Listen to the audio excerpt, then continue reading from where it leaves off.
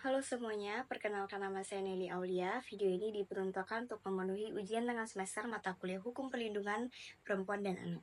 Pada video ini saya akan membahas kasus mengenai keadilan untuk mati ketika hukum perlindungan perempuan dan anak diuji. Nah, kasus ini berlatar belakangkan seorang siswi SMA yang bernama Mati berusia 16 tahun yang tinggal di kota kecil bersama ibunya yang merupakan seorang buruh harian. Ayahnya ini telah meninggal dunia sejak ia kecil.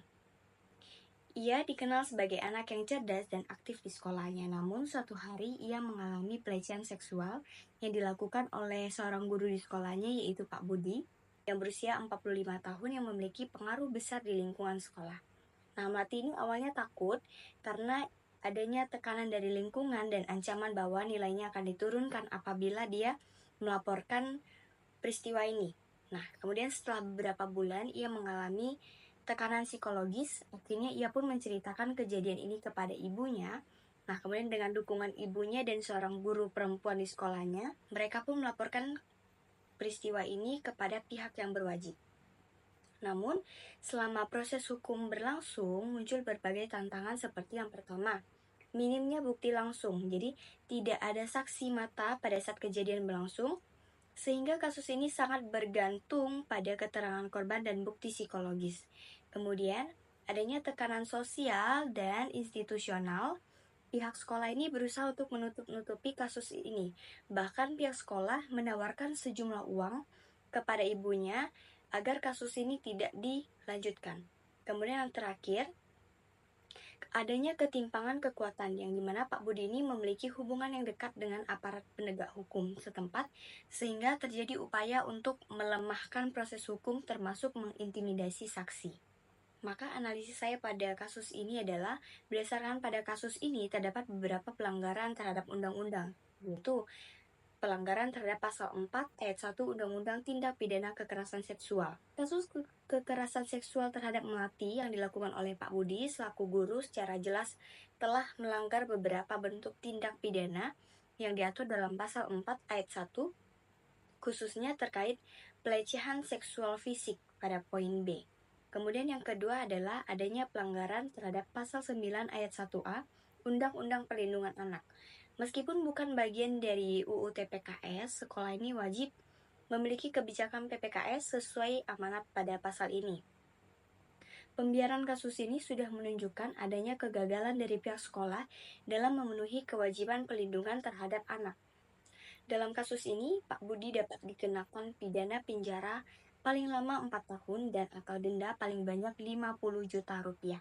Dalam hal ini, sekolah juga dapat dipidanakan berdasarkan pada Pasal 19 UU TPKS tentang penghalangan proses hukum, termasuk upaya penutupan kasus tadi yang dimana sekolah menawarkan sejumlah uang agar ibunya tidak melanjutkan kasus ini.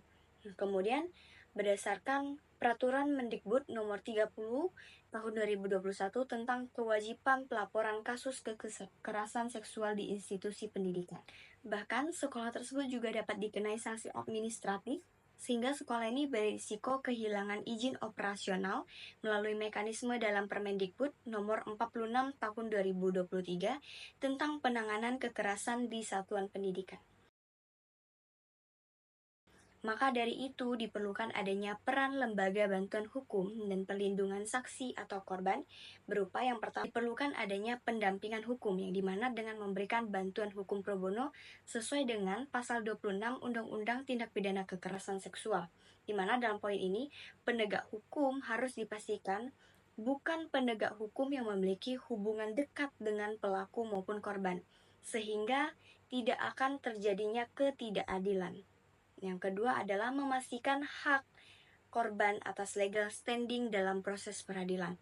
Kemudian diperlukan adanya perlindungan saksi dan korban, yang dimana mengawal implementasi mekanisme restoratif justice melalui adanya mediasi terapeutik, kemudian program rehabilitasi psikososial. Yang ketiga, diperlukan adanya advokasi sistemik, yang dimana memastikan sekolah membuat SOP pencegahan kekerasan seksual, yang kemudian melakukan pemantauan implementasi terhadap Permendikbud Nomor 30 Tahun 2021. Baik, sekian analisis dari saya. Mohon maaf apabila terjadi kesalahan, saya ucapkan terima kasih dan sampai jumpa di tugas berikutnya.